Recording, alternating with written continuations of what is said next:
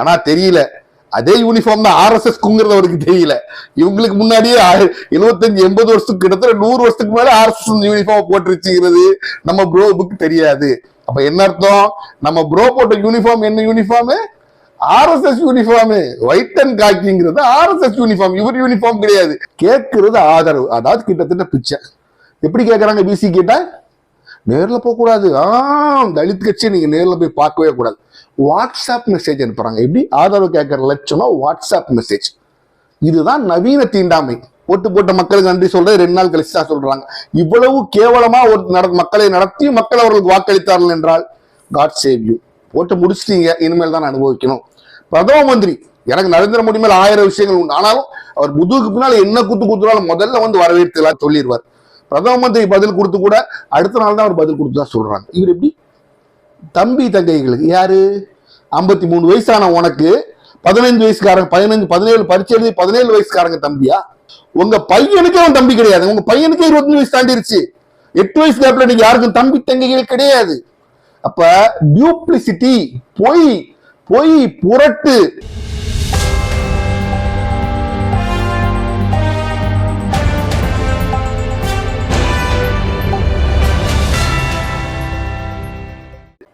Hello friends, welcome to உண்மையும் பொய்மையும்.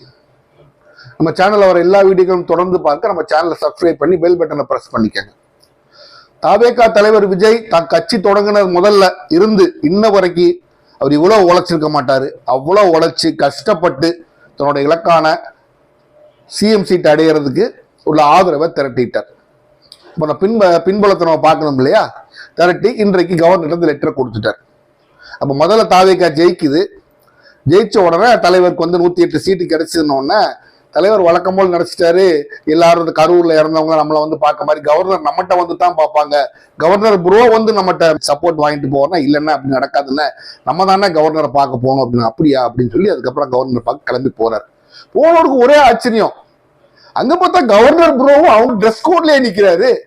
ஆகா, கவர்னரும் நம்ம ட்ரெஸ் கோட்லயே நின்றுறாரு, நம்மளோட நல்ல வைப் ஆயிட்டாரு போல நினைச்சு சந்தோஷமா போய் நாங்க 107 பேர் வச்சிருக்கோங்க, வழக்கம் கூட யார் இருப்பா, எங்க கூட எங்களை மாதிரி கொள்கை ஒத்த கொள்கையோட காங்கிரஸ் தான் இருக்கு அப்படின்னு சொல்லி ஒரு 113 பேர் கையில் சப்போர்ட் வாங்கி கொடுத்துட்டாரு கவர்னர்கிட்ட. அவருக்கு சந்தோஷம், கவர்னர் நம்மள மாதிரி வைப் ஆயிருக்காரு, ஏத்துக்குவாருன்னு. ஆனா தெரியல அதே யூனிஃபார்ம் தான் RSS அவருக்கு தெரியல. இவங்களுக்கு முன்னாடியே 75-80 வருஷத்துக்கு கிட்டத்தட்ட 100 வருஷத்துக்கு மேல RSS யூனிஃபார்ம் போட்டுருச்சுங்கிறது நம்ம ப்ரோவுக்கு தெரியாது.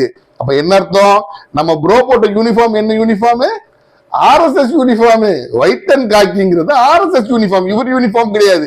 இவர் இன்னைக்கு போட்டாலும் RSS விட்டு கொடுத்துருமா? இன்னைக்கும் RSS ஒயிட் அண்ட் காக்கி தான். அப்ப ப்ரோ நினைச்சது தெரியாது, அவர் தான் RSS காரங்கிறதுக்கு ஒயிட் அண்ட் காக்கி போட்டு நிக்கிறாரு. ப்ரோன்னு நினைச்சுக்கிட்டாரு, ஆக நம்மளோட வைப் ஆயிட்டாரு, ஒத்துக்குவாரு.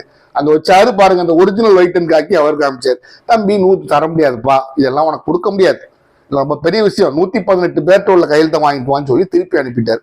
அப்புறம் என்ன செய்ய, வேற வழி இல்லாம நம்ம தாவேகா தலைவர் விஜய் அவர்கள் திருப்பி இங்க வந்துட்டாரு. இப்ப என்ன செய்ய முடியும்? 6 குறைஞ்சபட்சம் 113 6 MLA வாச்சு நமக்கு வேணுமே. எங்க போகலாம், யார்கிட்ட கேட்கலாம்? எப்படி இருந்தாலும் அதிமுக உடைச்சிட்டு லீமாரோஸ் வெளியில கொண்டு வந்துருவாங்க, அது வேற விஷயம். அது வரைக்கும் யார் பாக்குறது? இப்பதான் அதிமுக MLA பத்திரமா ரிசார்ட்ல இருக்கிறாங்களே. மாறினாலும் என்னைக்கு மாறுவாங்க? ஓட்டெடுப்பு நடக்கிற அன்னைக்கு தான் அவங்க மாறுவாங்க. அது வரைக்கும் நம்ம ஒன்றும் செய்ய முடியாது. நமக்காக ஒரு ஸ்லீப்பர் செல் உள்ள வச்சிருந்தாலும் ஸ்லீப்பர் செல் வேலை பார்க்கறதுக்கு வரைக்கும் யார் பாக்குறது அப்படின்னு கேட்டாரு. அப்புறம் என்ன செய்ய, வேற வழியே இல்லை. அப்புறம் என்ன செய்ய முடியும்?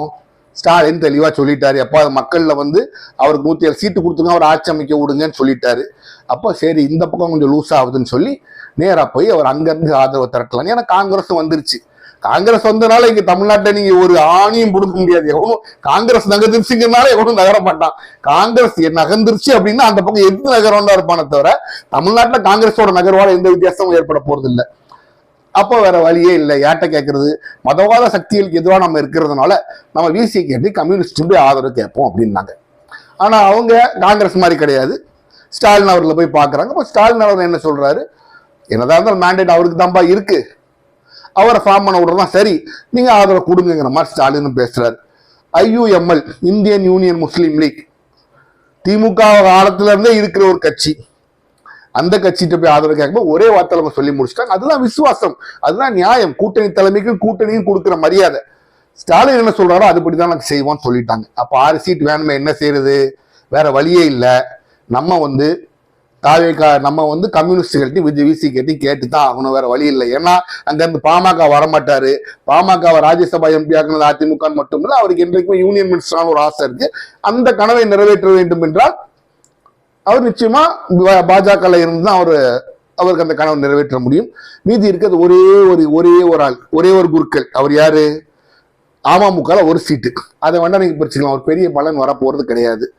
அப்ப இங்க யார் இருக்கிறா? இங்க இருக்கிற ஒரே குருக்கள் வந்து பிரேமலதா விஜயகாந்த். அப்ப இவங்க 2 பேரும் சீட்டு வர்றதால ஒன்னும் பெரிய விஷயம் நடக்க போறது இல்லை. அப்ப இந்த 2 சீட்டு உள்ளவங்க எல்லாம் வேணுமேன்னு பேச்சுவார்த்தை நடத்துறாரு. அப்ப என்ன பண்றாரு?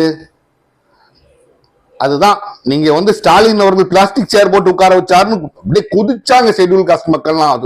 அது சரியா தவற எதிர்த்து ஸ்டாலின் சேர் பிளாஸ்டிக் சேர் அவர் உட்கார வைக்கல, திருமாவளவனை எதிர்த்தாப்புல உட்கார பக்கத்துல உட்கார வச்சுட்டாரு அப்படின்னு சொல்லி ஒரு பெரிய கூட்டம் கொதிச்சாங்க. அதாவது தலித் மக்களை அவமானப்படுத்தி விட்டாருன்னு. அது சரியா தவறாங்க நான் போக விரும்பல. You are allowed to interpret yourself in a different way. நீங்கள் உங்கள் மனசுக்கு எதை பிடிச்சிருக்கோ அந்த மாதிரி அதை எடுத்துக்கலாம். ஆனா என்ன பொறுத்த வரைக்கும் அந்த மாதிரி கருணாநிதி ஆகட்டும், ஸ்டாலின் ஆகட்டும், மத்தவங்க பத்தி நான் சொல்ல மாட்டேன், இருவரும் ஆகட்டும் சாதிய விஷயத்துல தலித்துகளை அவமானப்படுத்தக்கூடியவர்கள் இல்லை. அது என்னால் டெஃபினட்டா சொல்ல முடியும். அது ஏதோ தவறு நடந்திருக்கலாம், அப்ப இவ்வளவு பேச அவமானப்படுத்தினாங்க. ஆனா ஸ்டாலின் என்றைக்குமே முகமுகமா கூப்பிட்டு தான் திருமாவளவன் அவர்களை பேசுவார். நீங்க நல்லா புரிஞ்சுக்கணும், முகமுகமா கூப்பிட்டு தான் பேசுவார். திருமாவளவன் என்று ஸ்டாலினை பார்க்க வேண்டும் என்றால் பார்க்கலாம், எந்த தடையும் கிடையாது. கேட்கிறது ஆதரவு, அதாவது கிட்டத்தட்ட பிச்சை. எப்படி கேட்கறாங்க? பிசி கேட்டா நேரில் போகக்கூடாது, தலித் கட்சியை நீங்க நேரில் போய் பார்க்கவே கூடாது, வாட்ஸ்அப் மெசேஜ் அனுப்புறாங்க. எப்படி ஆதரவு கேட்கற லட்சணம் வாட்ஸ்அப் மெசேஜ். இதுதான் நவீன தீண்டாமை, புரிஞ்சுக்கணும். தீண்டாமையில இது நவீன ஒரு ஸ்டெப் மேல உள்ள தீண்டாமை. எப்படி ஸ்டாலின் எதிர்த்தாப்புல உட்காந்து பார்க்க மாட்டாரு, பக்கத்துல உட்கார வச்சது தீண்டாமையா? அப்ப நான் நேர்லயே வரமாட்டேன், ஆதரவு தேவைப்பட்டா கூட நான் வந்து பார்க்க மாட்டேன், உன்ட்ட ஒரு கைப்பட லெட்டர் கூட எழுத மாட்டேன், வாட்ஸ்அப்ல தான் அனுப்புவேங்கிறதுக்கு நீ என்ன சொல்லுவீங்க? இதுக்கு பேர் தீண்டாமை கிடையாதா? தீண்டாமையின் வேர்ஸ்ட் ஃபார்ம் ஆஃப் அன்டச்சபிலிட்டி, புரிஞ்சுக்காங்க. தீண்டாமையின் மிக அருவருக்கத்தக்க ஒரு செயல்பாடு தான் வாட்ஸ்அப்ல சப்போர்ட் கேட்கறது. ஆனா திருமாவளவன் என்ன சொல்றாரு? பரவாயில்ல நாங்க கன்சிடர் பண்றோம். எதுக்கு? அதுக்குதான் ஸ்டாலினை பாக்குறாங்க. ஸ்டாலின் சொல்றாரு இருக்கட்டும் ஆட்சி அமைக்கிட்டு ஒரு 6 மாசம் நம்ம பார்ப்போம் அப்படிங்கிற மாதிரி அவரும் சொல்றாரு. அப்போ 2 கம்யூனிஸ்டுகளுக்கு பாருங்க, நான் ஏன் தீண்டாமைன்னு வார்த்தை சொல்றேன், அதுக்கு வித்தியாசம் இருக்கு. சப்போர்ட் விசிக்கு 2 சீட் இருக்கு, கம்யூனிஸ்ட் சிபிஐ 2 சீட் இருக்கு, சிபிஎம் 2 சீட் இருக்கு. யார்ட்டும் கூட குறைய இல்லை, எல்லாத்தையுமே 2 சீட் தான் இருக்கு. ஆனா சிபிஐ சிபிஎம் பேசுறதுக்கு யார் அனுப்புறாரு? சிடிஆர் நிர்மல்குமார் அனுப்புறாரு. அவர் அங்க பர்சனலா போய் பேசிட்டு வர்றாரு. ஆனா திருமாவளவனை பாக்குறதுக்கு அதை அனுப்ப முடியாது, நான் அனுப்ப கூட முடியாது, லெட்டர் கூட அனுப்ப முடியாது, வாட்ஸ்அப்ல அனுப்ப முடியும். ஏன்னா நான் லெட்டர் அனுப்புறதுக்கோ என் ஆட்களை அனுப்புறதுக்கோ தகுதியான நபர் திருமாவளவன் இல்லைங்கிறது அங்க நிலைமை. இருந்தாலும் ஸ்டாலின் அவர்கள் பேச கேட்டு எனக்கு அருமையான ஒரு நிலைப்பாடு எடுத்துருக்காங்க. இதுதான் அவங்க எடுக்கணும்னு நான் எதிர்பார்த்தேன். நாங்க விசிகான்னு சொல்லல, நீங்க புரிஞ்சுக்கோங்க, மினிஸ்ட்ரிக்கு போதா இல்லையான்னு சொல்ல. ஆனா 2 கம்யூனிஸ்ட் கட்சியில சொல்றாங்க நாங்க வெளியில இருந்து ஆதரவு தருவோம். ஏன்னா அரசாங்கம் அமையணும், 107 சீட்டு உங்களுக்கு கொடுத்துருக்காங்க, கம்யூனிஸ்டுகளா நீங்க கவுந்தீங்கன்னு இருக்க கூடாது. நாங்க இடதுசாரி கட்சியை உங்களுக்கு ஆதரவு தருவோம், வெளியில இருந்து ஆதரவு தருவோம்.